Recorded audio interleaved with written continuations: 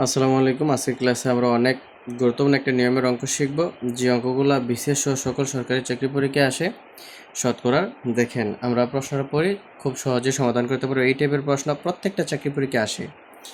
ক্রয় মূল্য অনুপাত বিক্রয় মূল্য সমান সমান 4:6। তাহলে ক্রয় মূল্য হচ্ছে 4 আর বিক্রয় মূল্য হচ্ছে 6 হলে শতকরা লাভ কত?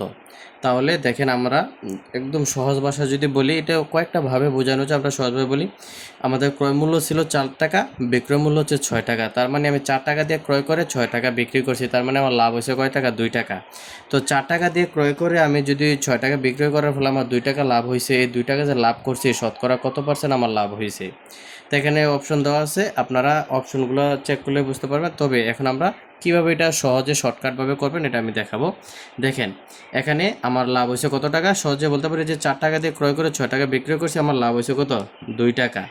2 টাকা লাভ করছি। আমি কয় টাকা খরচ করে বা কয় টাকা দিয়ে কিনে ক্রয় মূল্য দ্বারা ভাগ করবো? 4 টাকা দিয়ে ক্রয় করছিলাম, 4 দ্বারা ভাগ করবো। আর শতকরা যেহেতু পার্সেন্টেজে প্রকাশ করতে বলছে, আমি 100 দ্বারা গুণ করব। তাহলে দেখেন, 2 ইন্টু 100 ভাগ হচ্ছে 4। তাহলে কি হয় দেখেন, 4 ওকে 4, 4 25 100। তাইলে নিচে 4 কাটা গেছে, তাইলে উপর আছে 2 আর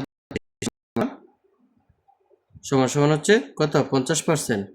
সমান সমান হচ্ছে আমার 50%। 50% আমাদের লাভ হয়েছে, ঠিক আছে? আমাদের 50% লাভ হয়েছে।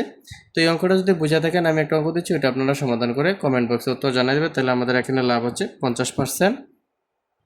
আগের অঙ্কটা বুঝে থাকলে এই অঙ্কটার আনসার কত হবে আপনারা একটু কমেন্ট বক্সে জানিয়ে দিবেন। এখানে হচ্ছে ক্রয় মূল্য অনুপাত বিক্রয় মূল্য। ক্রয় মূল্য যদি 5 টাকা হয় এবং বিক্রয় মূল্য যদি 6 টাকা হয়, টাকা আমি প্রকাশ করতেছি, হলে শতকরা লাভ কত? কয়তে 25%, ক্ষয়তে 20%, গয়তে 15%, আর এখানে গহতে 50%। কত পার্সেন্ট লাভ হয় এটা আপনারা কমেন্ট বক্সে জানিয়ে দিবেন।